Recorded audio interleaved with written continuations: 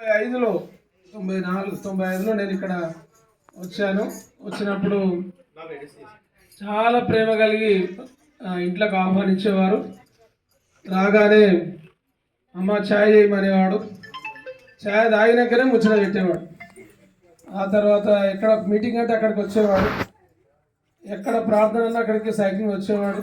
కానీ మానుకోనైనా కూడా దేవుని సేవకులకు సహకారం అందించేవాడు. తర్వాత ఏ మీటింగ్ అన్నా చర్చిలో భక్తి కలిగి ఆయన ముందుండేవాడు. తర్వాత కూరగాయలు కొయ్యాలంటే ఆ మీటింగ్లో సరిపోయే కూరగాయలు 3 రోజులు వరుసగా 4 రోజులు ఆయనే కూర్చొని నిమ్మలంగా పోసేవాడు. అందరికి అన్నం తిన్న తర్వాతనే ఆయన తినేది. ఓపికమంతుడు, భయభక్తి గలవాడు, ప్రేమ గలవాడు, అందరి కడుపుని విసారించేవాడు.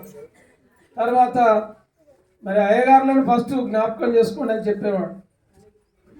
ఆయన దగ్గర 10 రూపాయలు ఉంటే 10 రూపాయలు, 50 ఉంటే 50, 100 ఉంటే 100 చేతులు పెట్టి మెల్లగా పంపించేవాడు. ఒకవేళ ఇంట్లో రెడీ కాకపోతే అక్కడ హోటల్ కాడ తీసుకుపోయి చాలా అనిపించేది మాకు. ఎంతో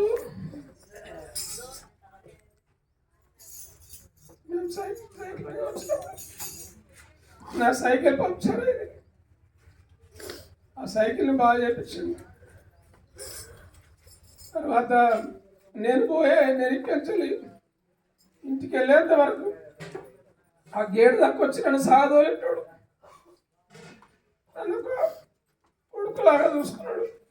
మా అమ్మ పిల్లల్ని ఎత్తుకునేవాడు. చాలా ప్రేమించేవాడు. ఒక తండ్రిలాగా మా ఆయన ఇద్దరు బాగా దోస్తులు. ఈ విధంగా ఆయన ఉన్నట్టు అనిపిస్తూ ఉంది. ఇక్కడ కూర్చున్నాడు చర్చి కడారి మీద అన్నట్టు అనిపిస్తూ ఉంది. ఎందుకంటే మన కొన్నేళ్ళు గారు కూడా మన ఈ 2 కుటుంబాలు, తర్వాత మన అంజన్న వారి తమ్ముడు మల్లేష్,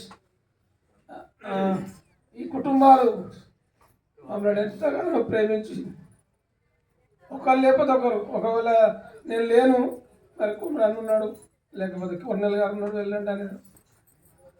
ఏది ఉన్నా కానీ ఏ ఇంట్లో ఉంటే ఆ ఇంట్లో తినాలి, ఏ ఇంట్లో లేకున్నా చదువుకొని పోవాలని చెప్పేవాడు. కష్టపోతూ ఎవరి దగ్గర ఆశించేవాడు కాదు. ఆయన చాలా నీతిమంతుడు, భయభక్తి గలవాడు. కనుక ఆ ప్రేమ గల అంత ప్రేమ లేకపోయినా కూడా తరలాడతాడు ఎట్లా చేద్దామని. వాళ్ళ పిల్లలు కూడా అంకుల్ అని వాళ్ళు ఎంతో గౌరవించేవాళ్ళు. ఇక్కడ ఈ కళ్ళు బట్టి దగ్గర గుడిసె కట్టేటప్పుడు చాలా పని చేశాడు. బోరింగ్ కొట్టాడు, నీళ్ళు మాకు అందించాడు. తర్వాత అక్కడ దేవుని పని జరగాలి, మందిరం కట్టబడాలని ఎంతో మరి మాతోనే ఉండేవాడు. వచ్చిందంటే వెళ్ళిపోయేదాకా, పని ఉంటే పని చెప్పి వెళ్ళిపోయేవాడు. పని ఒకళ్ళు లేకపోతే మాత్రం ఏదో మాతోని తిన్నది ఉన్నది ఆయన మంచిగా మాకు ఆలోచించేవాడు. అంత ప్రేమ గలవాడు. పాత పూర్వకాలం ఏ విధంగా ప్రేమిస్తారో ఆ విధంగా ప్రేమ ఆయనలో నేను చూశాను. కనుక అంత గొప్ప మంచి మనసాక్షి గలవాడు, ఏ తప్పిదం లేనివాడు. ఆయనలో ఏదున్నా మంచిగా మాట్లాడేవాడు. అంత గొప్ప భక్తుడు, నీతిమంతులను జ్ఞాపకం చేసుకుని ఆశీర్వాదం అన్నాడు. భక్తుల మరణం ఎంతో విలువైందని అన్నాడు. మరి సాక్ష్యానికి సావులేదు, ఆత్మకు సావులేదు. ఆయన సాక్ష్యము మనల్ని ఇప్పుడున్న వాళ్ళని బ్రతికిస్తూ ఉంటుంది. కనుక అంత గొప్ప సాక్ష్యం ద్వారా అనేకులకు సందేశం. ఆ విధంగా మరి దేవుని బిడ్డలైన మనం ఈరోజు ఈ గొప్ప సాక్ష్యాన్ని మనం వినే భాగ్యం దేవుడు మనకిచ్చాడు. కనుక తన తండ్రి లేని లోటు, భర్త లేని లోటు దేవుడు తీర్చునుగాక. ప్రతి కన్నీటి భాష బిందును దేవుడు తుడిచివేస్తానంటున్నాడు. దుఃఖపడకుడి, మీ దుఃఖంను నవ్వునకు మార్చు అన్నాడు. కనుక మరి ఎవరైనా దుఃఖపడడం అవసరం లేదు, నిరీక్షణ గల వారై ఉండాలి. తర్వాత మనం శరీర ఎడబాటు, ఈ గూటిలో నుండి పక్షి మరి ఆ గూటికి వెళ్ళినట్టుగా పరలోక రాజ్యంలో ఉన్నాడు.